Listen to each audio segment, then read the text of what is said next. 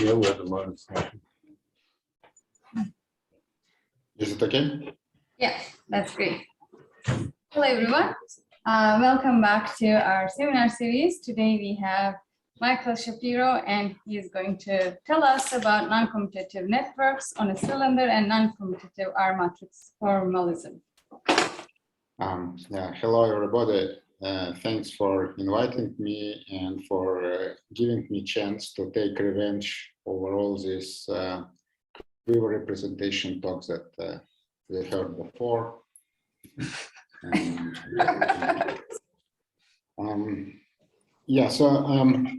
I apologize for being away from Cambridge crowd, but it was just the last minute decision to kind of Sasha invited me to go to Edinburgh, and I kind of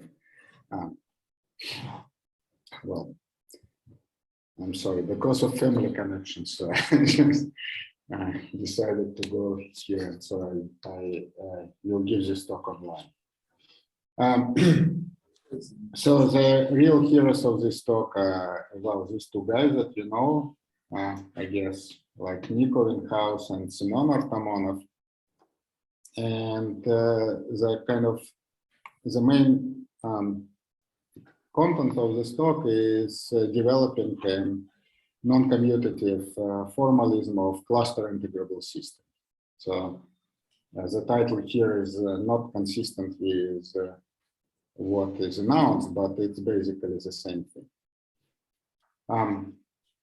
So let me probably explain what is our settings, and I apologize because people probably have heard this already several times, but I guess there are some people who didn't hear it already. So and I want to explain. So the general content is that there is a dynamical system, and we reformulate this system in terms of cluster dynamics, and then we prove integrability of the system using some tools from cluster algebras. And then we sort of generalize the system, consider generalization of the system, and this is what the whole thing is about. So now let's start with original system, which was defined by Rick Schwartz in about 92. So which is really pretty simple geometrical system in the plane. So let's consider n-gon in the plane, and we consider the following transformation. And for this given n-gon, we draw all short diagonals. So short diagonals is we skip one point and connect to neighbors of this point. So, and say right here is 6-gon and hexagon, and if we do that, we will get another hexagon inside. And this is our map. So from bigger hexagon to the smaller. Then easy observation is that this map is projectively invariant. So if you do projective transformation of the first bigger hexagon, you will get the result will be the same projective transformation applied to the smaller hexagon. So one can consider this map acting on projective classes of hexagon. And second modification is that instead of closed hexagon, we can consider so-called twisted n-gons,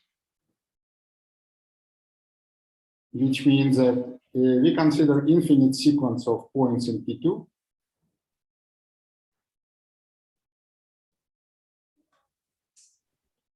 From negative infinity to infinity, which satisfies some periodicity condition that Vi plus n is equal to some fixed projective transformation applied to a point of Vi.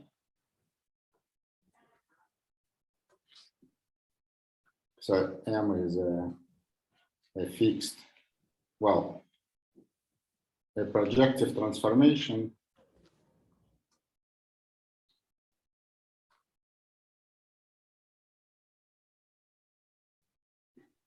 that does not depend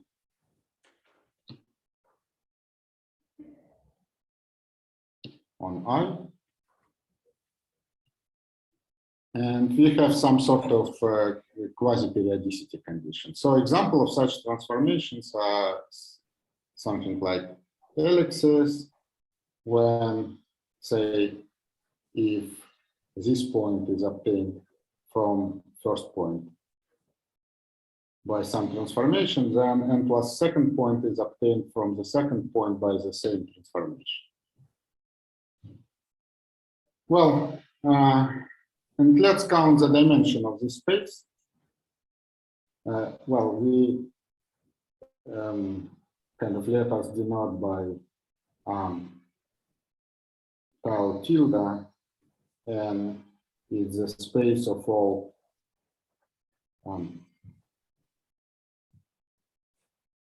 space of projective classes of twisted n-gons. And let's try to compute what is the dimension of space T and tilde. Okay, so how we can describe one element in this space? So one element is given by n points and this matrix, which is monodromy matrix, so projective transformation. So if you forget about projective equivalence, so n tuple of points has dimension to n, because each point is given by two coordinates, right?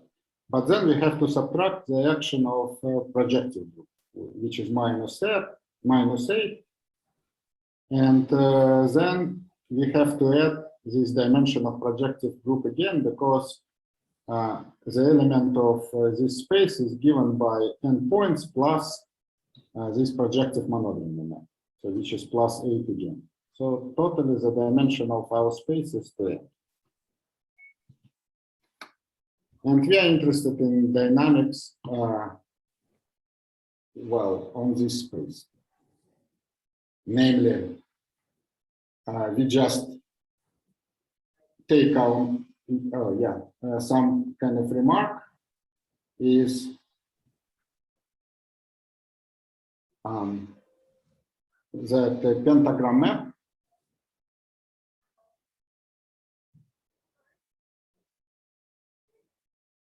is defined on projective classes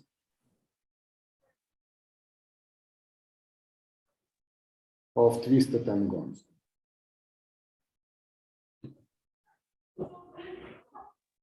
Well, indeed, we can just borrow the previous construction. If we have twisted n-gon, we can do exactly the same as we did before. Take, well, these small diagonals and consider the kind of the twisted n-gon, which is defined by intersection point of this closed diagonal. And it's a very simple observation that the result of this operation is also twisted n-gons. It also satisfies the same periodicity condition as the bigger one. So our pentagram map, which is denoted by P, is a map from T and tilde to T and tilde. And now we consider it as one step in discrete dynamical system. So we have space T and tilde, then we apply our transformation once, then we apply our transformation second time, and so on. So we get dynamical system, and we are interested what is the behavior of the following of this dynamical system. To study that, let's first consider write this transformation in coordinates. And it appears that in coordinates, this transformation has some rational expression. Well, let's first describe the coordinates on the modular space of twisted n-gons.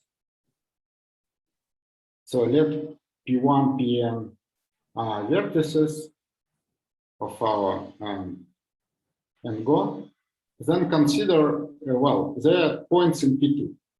So at each point, determine as a line in R3, right, in three-dimensional space. So let's choose any leaf, any representative, so any vector belonging to the corresponding points. So Vi is a vector which in R3, which belongs to the line given by the point Pi. So if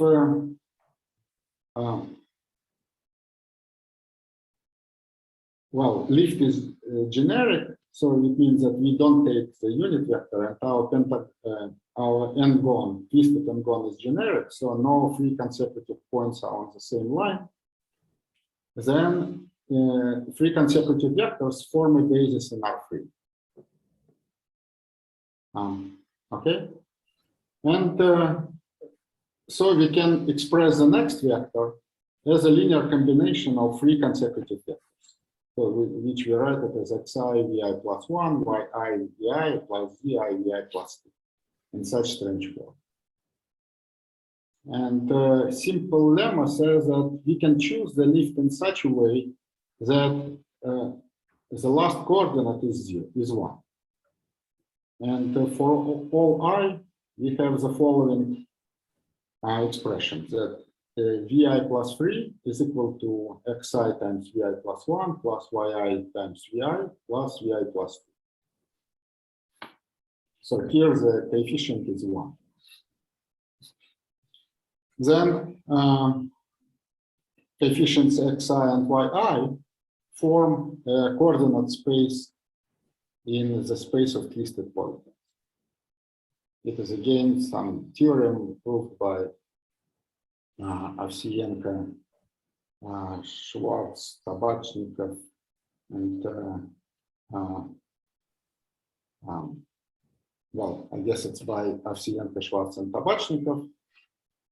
So we can define the set of two n-tuple of coordinates x1, y1, xn, yn form coordinates in our space, and in this coordinate, the pentagram map is given by the following expression. Xi, yi goes to, well, these birational expressions. Any questions? No? Well, let's continue.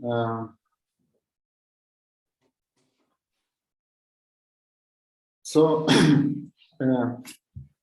theorem proved by Ovsienko, Schwarz, and Tabachnikov said that this pentagram map is completely integrable.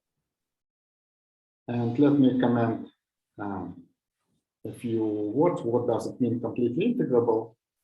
So if you have continuous dynamical system, so a system which is given by vector fields, and then there is a situation when this vector field preserves some Poisson bracket, and if the Poisson bracket is preserved, then well, Poisson bracket is an engine which transforms covectors into vectors. So in particular, if we have a function, then differential of the function defined as covector field.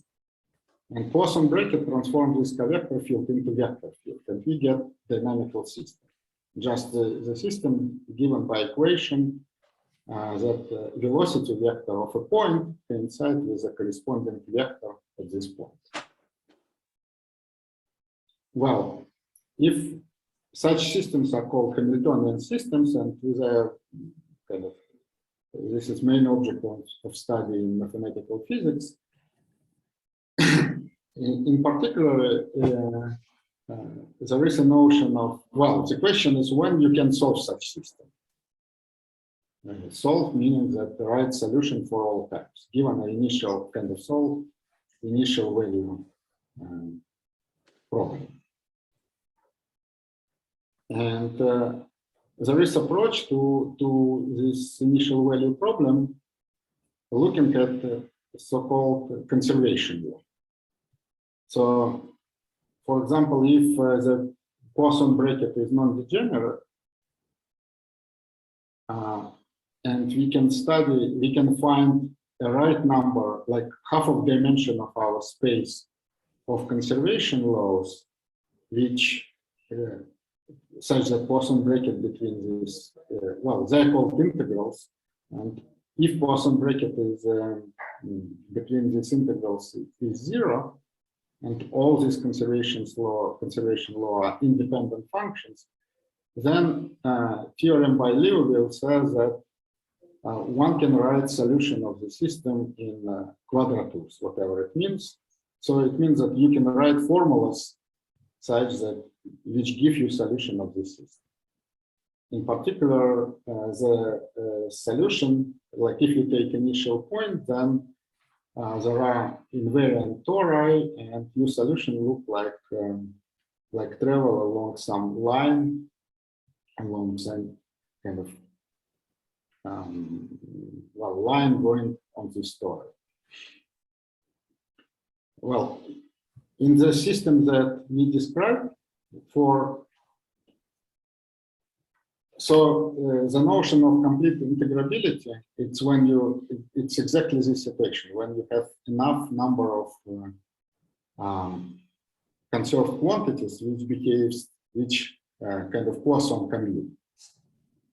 It's very special behavior in dynamics of Hamiltonian system. It is called completely integrable. And the theorem by Ovsienko, Schwarz, and Tabachnikov says that pentagram map is sort of has all ingredients, that it possesses an invariant Poisson bracket, and also there is correct number of integrals in, well, it should be involution here. So the right number of integrals which Poisson can be. So if it would be continuous system, then we say that it is best possible situation. Well, so this theorem was sort of generalized in a joint work by Gechtman, Alec Weinstein, Sergei Tabachnikov, and me. So we reproved this result by Ovsienko, Schwarz, and Tabachnikov, and even better, we proved that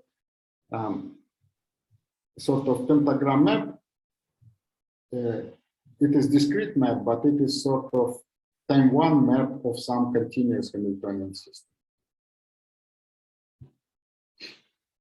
So meaning that you have continuous flow, and the orbit of your discrete system is like you take point at time moment 0, then point at time moment 1, then point at time moment 2, and so on. So it is sort of, in that way, you can write formulas which solve this system.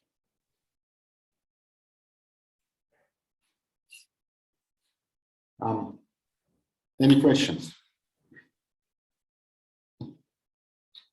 If not, let me continue. Now, the system was generalized by Gloria Marie Beffe and I'm sorry, I forgot the name of her student, Felipe, in 2015, in the following way, that instead of considering points in a projective plane, we can now consider elements of Grassmannian, of n-dimensional plane and 3-dimensional space. So it's the same as before. So we consider the infinite sequence of points in Grassmannian, and how we can define pentagram map in sort of very similar ways as before. Just think about points in P2 as 1-dimensional subspaces and 3-dimensional space, and we will do. We just mimic the procedure for points in P2. Namely, okay, so we have a sequence of points in of n-dimensional subspaces in n-dimensional space. Then if we have 2 n-dimensional subspaces, we can draw a diagonal connecting these 2 points. And we think about this diagonal just as subspace spanned by subspace here and subspace here.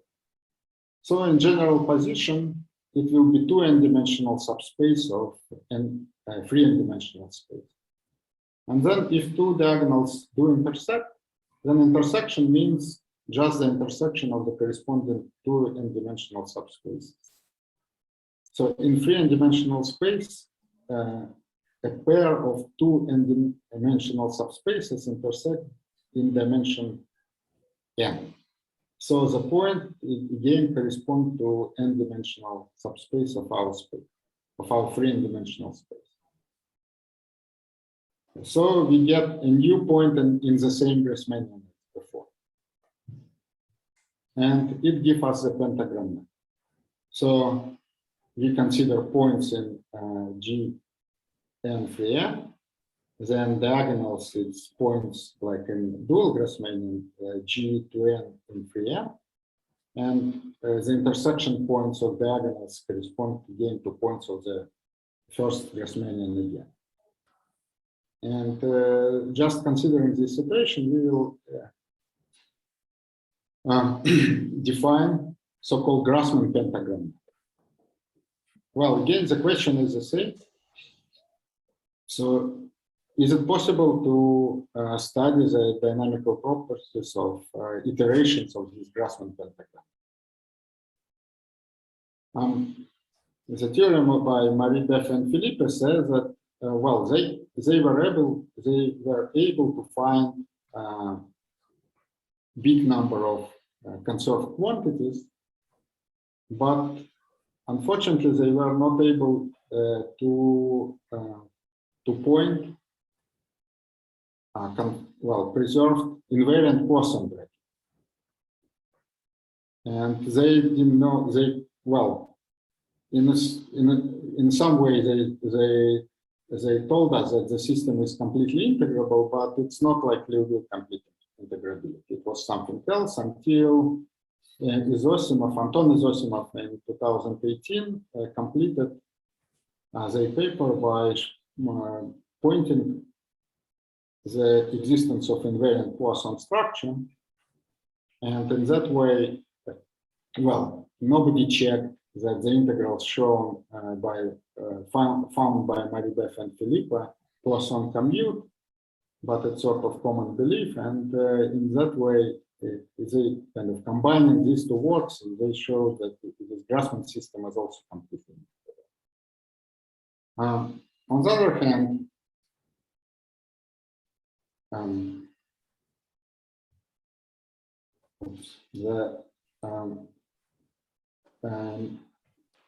N.Ovenhouse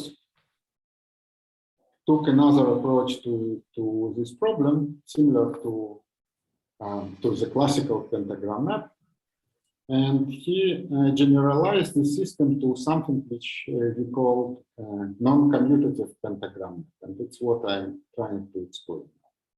Kind of the main idea is that we will try to replace coordinates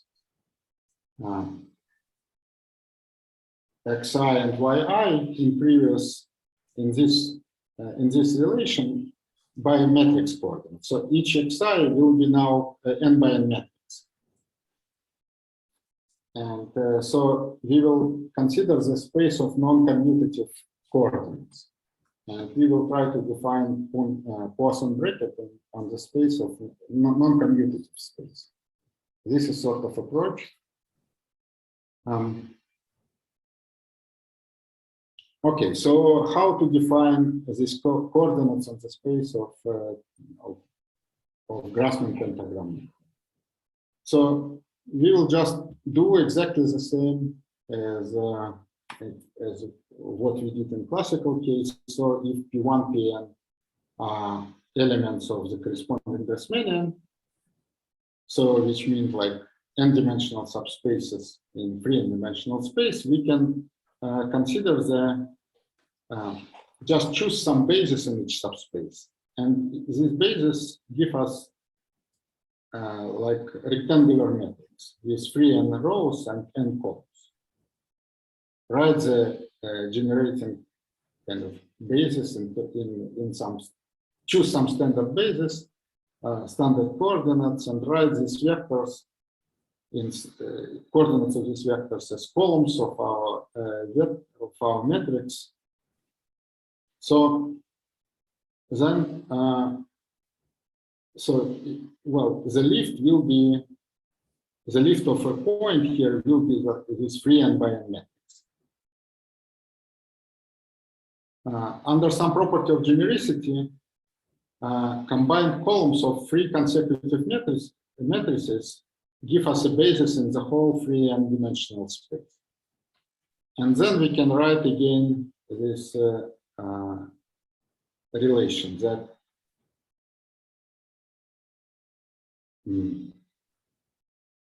I plus third lift, pi plus 3 is equal to vi plus 1 times some coefficients plus vi times another coefficient plus vi plus 2 times coefficient zi, where meaning of this xi, yi, and zi are just n by n matrices.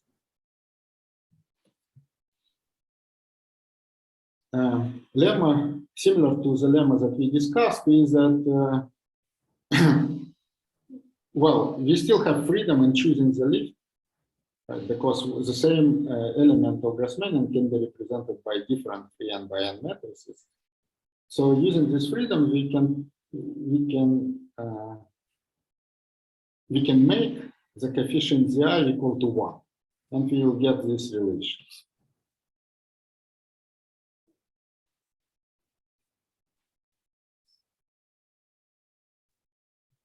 Then xi, yi up to common GLM conjugation form coordinates in the phase space of Grassmann pentagram.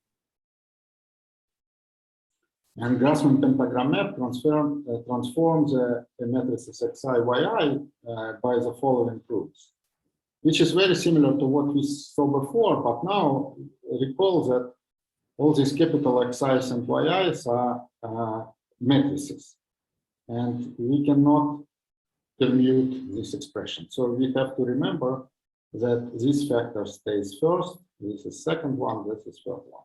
So we have to keep the order of our matrices in this product fixed.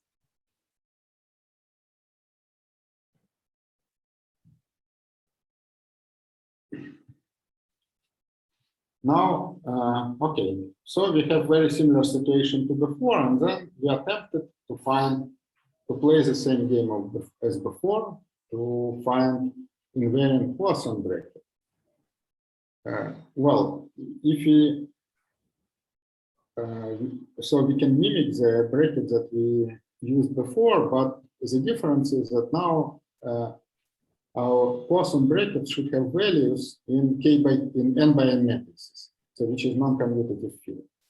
And it is very tricky business to define what is Poisson bracket with values in non-commutative field.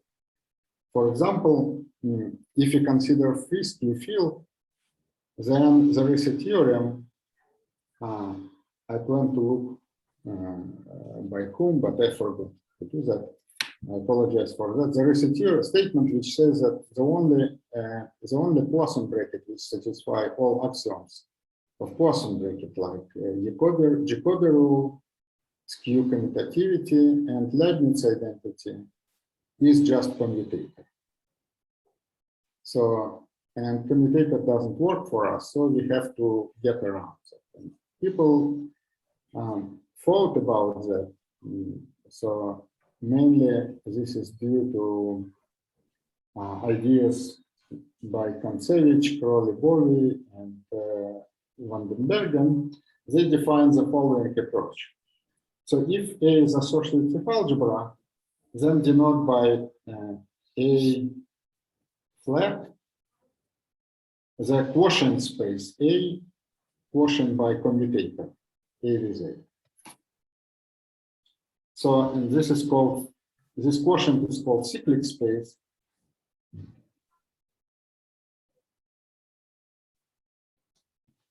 So it is generated by cyclic words in A. So such monomials x1, xn under the rule that x1, xn is the same as xn times x1 times xn minus 1. So you can permute factors cyclically and it gives you the same element model as a commutative. If you recall the properties of trace of metric, then, well, it looks like trace of matrices has the same properties. A trace of A1 AN is equal to trace of AN A1 AN minus 1. So therefore, one can think about these cyclic words as sort of traces of the corresponding matrices. Traces of operators. So, namely, more exactly, so if you consider a representation of our algebra and then by matrices, then this element A flat give GLN invariant function trace A on this space. Now, so please pay attention that this guy is not an algebra. So when we take quotient by commutant, then, well, the elements of the quotient, you cannot multiply to, if you multiply to cyclic words, you won't get, well, the product is not invariant if you change representative, so you will get different cyclic words. So there is no product structure. It is just vector space. So therefore, Crowley-Bowie gives the following definition, that H0 Poisson structure on A is a Lie bracket. So it's on A flat such that the commutator, if you fix the first term in the commutator in this Lie bracket, it's induced by some derivation of original algebra. So if you take derivation of original algebra by some element A, and then take projection in this space, it will induce this Lie bracket structure. Then the corresponding Lie bracket is called H0 Poisson structure. And theorem by Crowley-Bowie says that an H0 Poisson structure induces a Poisson bracket on any representation of our algebra in n by n matrices, just given the trace. So instead of elements, we consider the corresponding trace of matrix, and then we define Poisson bracket of two traces as trace of the corresponding representative here. It is well-defined map, and it gives you a Poisson structure.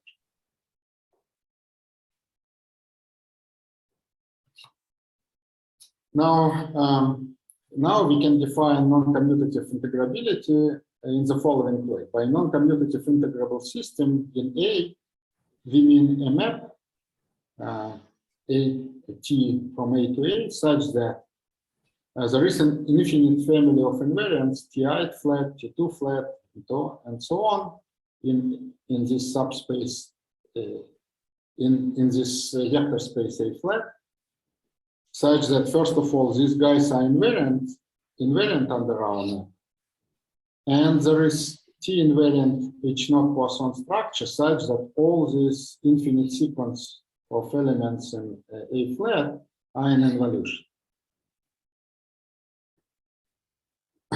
So it's natural to expect when we consider non-commutative situation, we will get not finitely many independent integrals of the system, but infinitely many of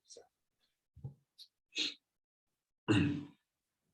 So, okay, now consider the expression for the Grassmannian pentagram map in XY matrices formally as a map on free skew field and the determinants xi, yi. So idea is that you take this expression and consider these elements as just generated, well, some elements in this skew free field. And you consider it's sort of birational transformation of skew free field.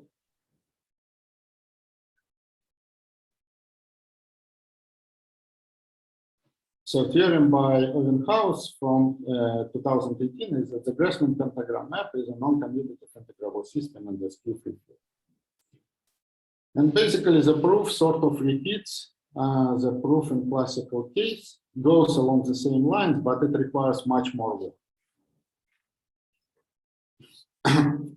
So approach, since I explained that define this non-commutative Poisson bracket is complicated, and one of complication is that we don't have Leibniz identity. So Leibniz identity plays the following role for Poisson bracket. So if you have an algebra and you define the value of your Poisson bracket on generators of this algebra, then using Leibniz identity, you can extend Poisson bracket to all elements. So you can start just with finite number of relations, and then you extend it to the whole algebra. When you consider this Poisson bracket on infinite dimensional vector space, a flat, so you don't have this luxury, right? So because you have to define this Poisson, you don't have algebra structure, and you have to check like infinitely many relations, which is of course impossible. So again, the way around is to introduce something which is called double bracket on associative algebra. So it is bilinear map from A, it should be tensor A tensor A to A tensor A, which satisfies the following analog of this is sort of analog of Leibniz identity, and this is analog of skew symmetricity. When this tau means the following operation in the tensor product, if you take x tensor y, apply tau, then you just permute the factor. So it's y tensor x.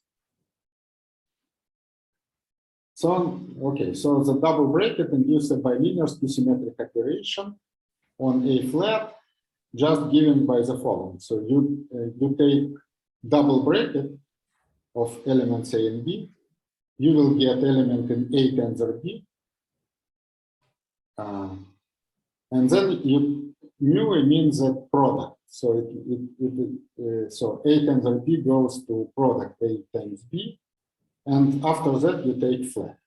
So you will take the image in the corresponding quotient space. Well, remark what you obtain. So you will obtain some bilinear operation, but it's not necessarily Lie-bracket. But when it is Lie-bracket, then it gives H0 Poisson structure. This is basically the theorem of this one diagram. So this an advantage of definition of double bracket is that using these two properties, one can again try to define this double bracket on generators. And if you know that it is double bracket, we are fine. We extend this definition to all elements of our associative algebra. Well, now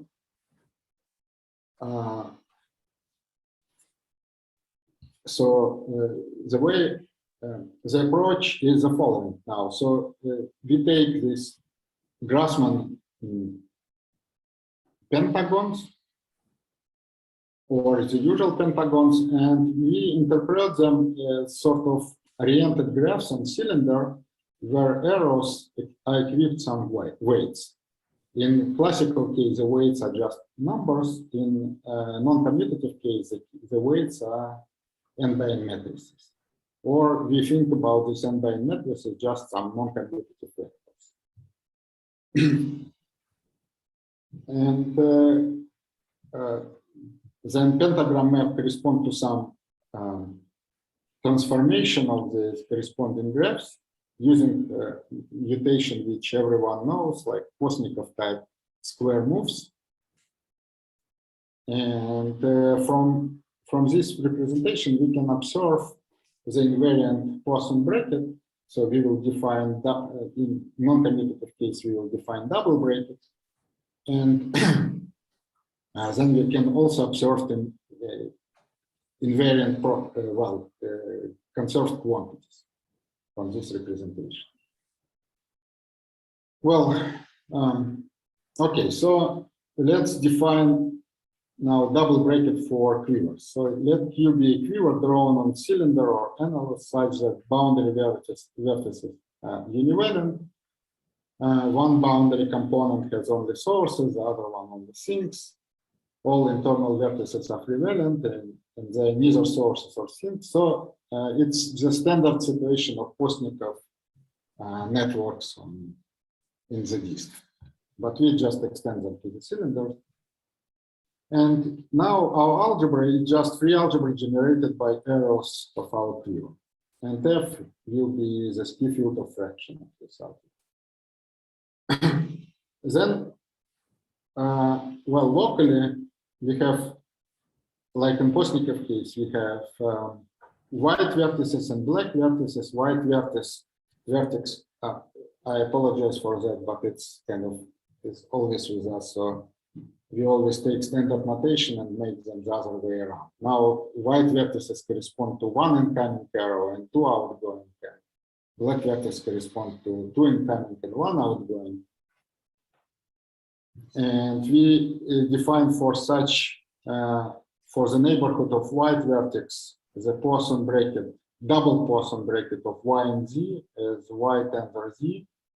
And for black vertex, we define b tensor, double Poisson bracket of b, c is c tensor b. Please pay attention that the order is opposite to this one. And all other values of double Poisson brackets are zeros. Then induced bracket on F flat is a Lie bracket. It can be proved, and this gives us H naught Poisson structure.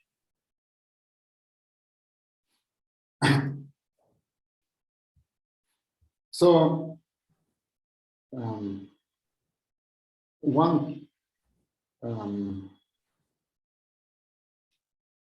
if you draw some graph and we assign arrows with elements of skew field, we can introduce gauge group action, like more or less in standard way. So if we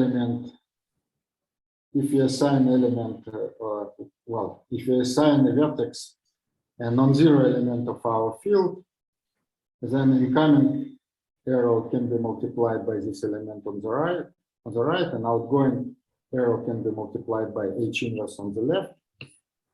And the gauge equivalence doesn't, well, the corresponding gauge group action doesn't act on a boundary measure. So it's exactly like in Postnikov situation.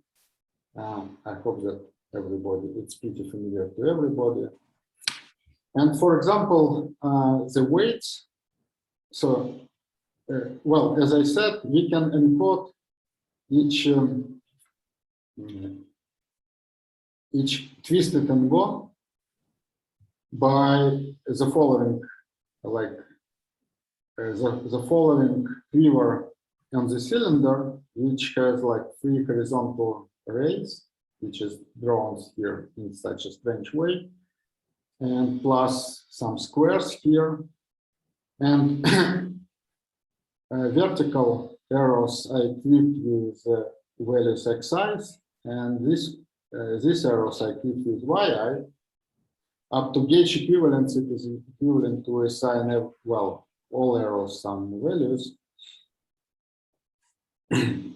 And what is shown here is that xi and yi can be identified with a loop. So if you consider this blue loop shown here, then and take the product of all, if arrow is not equipped with any letter, it means that its weight is 1, just identity element in our algebra. So then to each loop we assign the product of all weights of all arrows on this loop.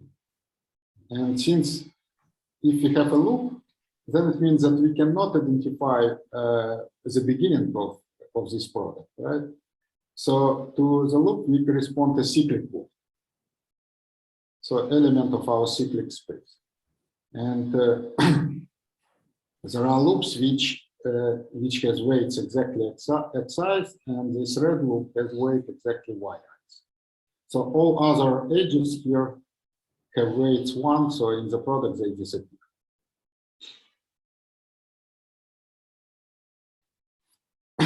Then, like I should not explain this audience, where we have these Postnikov moves like square moves, and we have like commutation relation when we can move arrows around when they commute, and these moves do not change the values of boundary measurement maps.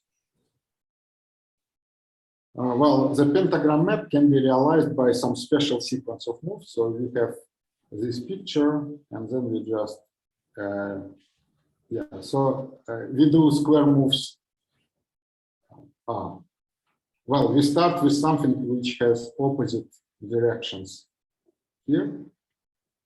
Then we do square moves on all these squares drawn here, and so square moves results in changing orientation of vertical arrows. And now we do some commutation relations.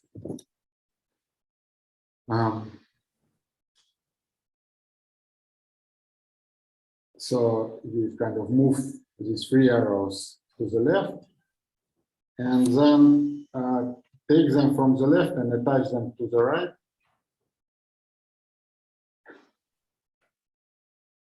And which correspond to conjugation of the corresponding boundary measurement map. And then again, using commutation relation, we can restore, we can restore the original graph again with all orientation. So when we do these motions, it's just, well, it's not important what it is, but it's important that we have some particular sequence of moves. We just recreate well, transformation rules of weights is like that, and you see that they remind exactly the pentagram map.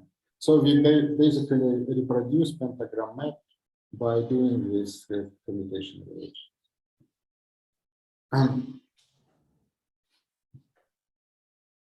And what is advantage of that? Advantage is that as in classical case, we know that kind of Postnikov moves, square moves correspond to some cluster algebra. Cluster algebra has this associated Poisson bracket, which has very simple expression in this coordinates x's. And this, since final quiver is the same as original one, so the expression for a Poisson bracket stays the same. So we have Poisson bracket defines which is invariant under mutation, under all these transformations. And also square moves do not change boundary measurement map. And we saw that all transformations are of the following form. Either we do something which doesn't change boundary measurement map, or we just consider the conjugation of boundary measurement map by something. So which means that specter of boundary measurement map is invariant under all our transformations. So, well, we obtained more or less for free the invariant Poisson bracket and invariant and conserved quantities. Then by the properties of Poisson bracket, it implies more or less automatically that conserved quantities are in involution.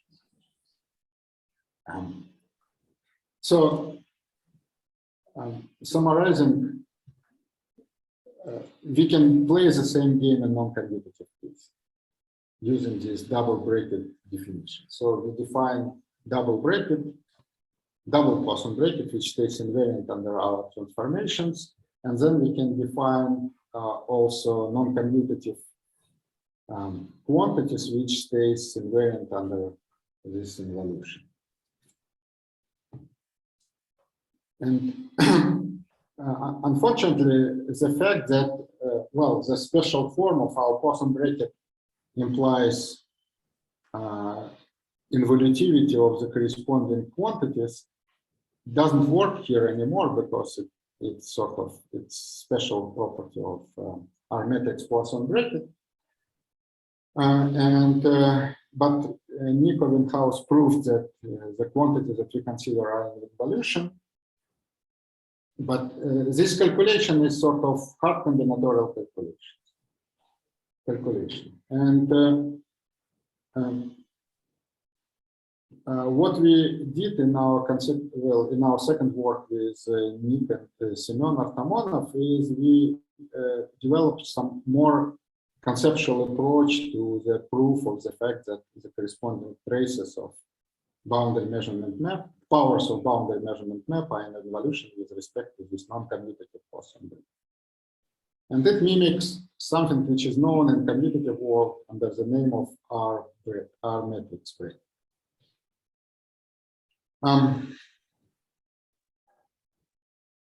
Let me probably, so it is the last part of my talk, hopefully. So this is classical result written probably known long before them, but written kind of by the people of Leningrad school like Raymond and Semyonov-Penshansky. So for example, if M be the algebra of n by n matrices and the Poisson bracket between matrix elements Aij and Bij is given by expression like that. This means the matrix, like you take n by n, two n by n square matrices, and you take something like tensor product, where in the place which correspond to tensor product of Aij with BKL stays, well, this guy on the right hand side. So it is again just tensor product of A times B, and it is something of size n squared by n squared, some matrix of size n squared by n squared, which satisfy some special properties, like Young-Baxter equation, classical Young-Baxter equation. So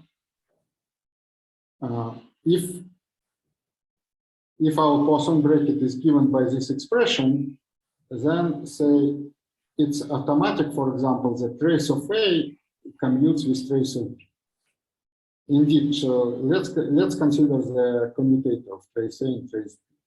Then just, well, it's very easy to see that it is equal to trace of this matrix that we consider, which is just trace of this commutator, and trace of any commutator is zero. And similarly, well, similar approach will work when we consider not trace of matrix A, but trace of power of matrix A. So this observation gives kind of more simple proof of the involatility. So, well, we notice that in commutative, in classical situation, for classical pentagram map, the Poisson bracket that we have is really of this form. So it's really why we can say that traces of powers of boundary measurement map are in involution. And we want to do something like that in non-commutative case. Okay, to define it rigorously, so we need, let's denote the tensor product of matrices X and Y by this square notation to make it different from tensor product of elements. And then we define two matrices XL and XR, which is n by n matrix whose element are a kind of tensor product in A by A. So XLij is Xij tensor 1, and XRij is 1 tensor Xij. And we define now double bracket operation, matrix double bracket operation, which take tensor product of two matrices, two elements of our space, and make it into tensor product of two matrices whose elements are in A tensor A, as follows. So it is double bracket of two matrices is Eij tensor AKL with so it is just matrix like of huge size where only one element is non-zero, and the value of this non-zero element is this double bracket of the corresponding xij and yk. Pretty simple proposition says that this matrix double bracket operation satisfies the following identities, and it is sort of Leibniz identity, right? It's analog of Leibniz identity in matrix form.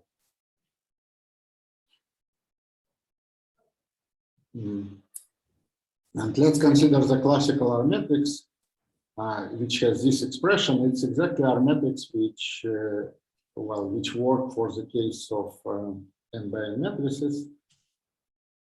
Then our theorem says that suppose that gamma is a cyclic perfect planar network with m sources and n sinks, like embedded into disk. It's perfect planar network separated from each other such that sources and sinks are separated. And then take the corresponding boundary measurement map, and then the Poisson bracket, double Poisson bracket that we discussed, can be given by the following expression. It's analog of, if you see, it looks almost like commutator, except that you have to do this tau operation, like changing order in the tensor product as well in the second half. In particular, when it's square, then the right-hand side, it's this twisted commutator. Well, let me skip example for the sake of time. And similarly, for cylindrical networks, we also have similar theorem, but for this trigonometric matrix.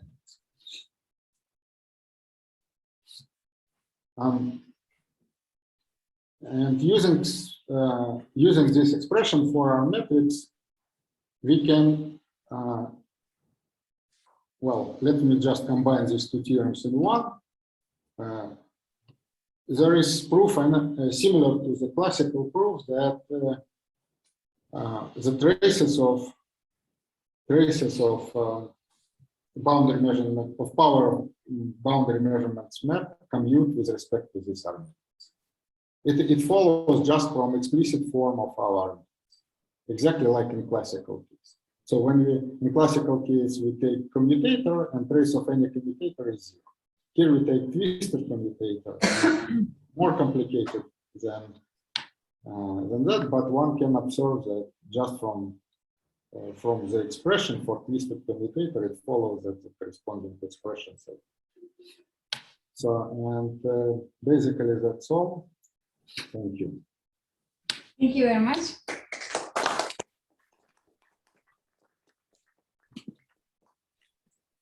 Okay, I will first have questions maybe from the room so that people can have a chance to write questions in the chat.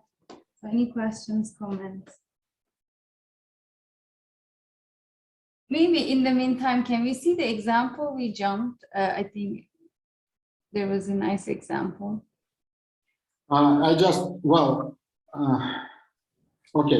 This is a simple example which shows that Poisson bracket exactly has this form of twisted commutator. So we consider 1/2 matrix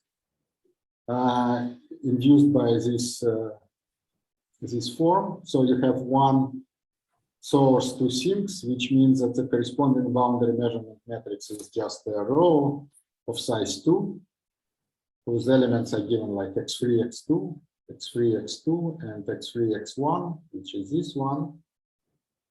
And then let's compute this double Poisson bracket between elements of these guys, right? So this double Poisson bracket, it is by the rule that we said before, is this expression and this expression, first element is 0 and 0. So we can notice that this guy is B11, this guy is B12, so it has the following expression. Now, this is a situation when the number of rows is 1 and the number of columns is 2. So, which correspond to like left, we have left matrix and right matrix, and left matrix has size 1 by 1, and it's just equal to 0, and right matrix has size 2 by 2, and it's look exactly like that. And now well, if you look at the expression for Poisson bracket, it looks like well, this guy, where this is 0, so this term just disappears. And what is left is this term.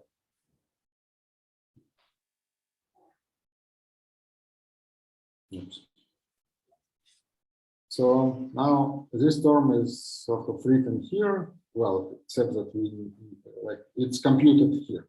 So first we take BL times tensor product BR, which give us this thing multiplied by this matrix. So which means that this term disappears, these two should exchange positions and sign. So we get something like that. And we notice that these two guys coincide up to putting minus in front of it, which comes from the formula, and then exchanging position of factors in tensor product, which is given exactly by this operation now. Well, this is just illustration that our formula not only proved, but it is true. So. Thank you. Any question from the Zoom audience? Comments?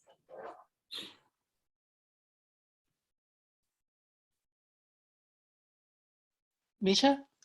Yes. Could you go back to your, I think it was page 9 or 10 in your notes. It was about the H0 Poisson structures. I just had a general question about something. Okay. Let me see. Yes. Yeah. So how do you define this trace function, this GLN trace function? Is this something related to this result of Fricka and Vogt? You know, this old. No.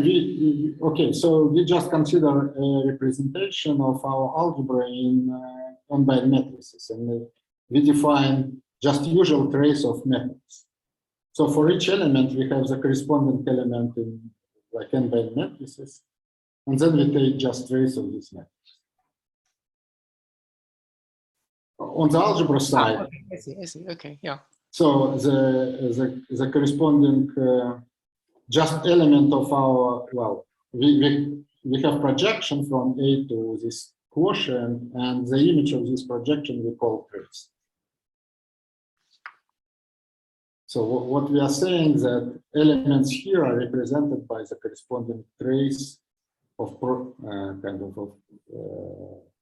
of matrix representing this element if we fix some representation of our algebra in n-by matrices. I'm still not sure. So I mean, suppose I have some function, some homomorphism rho from A into mat M. So then what am I mapping rho to?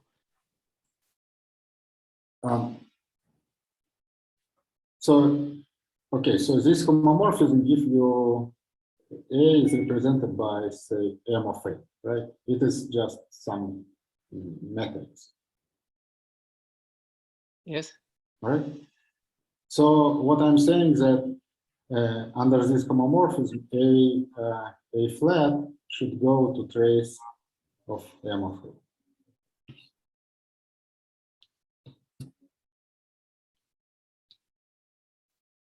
Okay.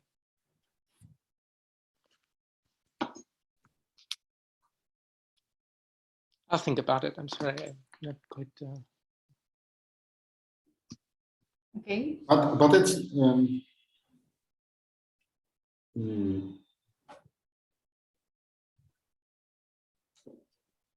okay. Thank you. Any other questions or comments from any audience? I don't see any. Let's thank Misha again. Thank you very much. Thank you.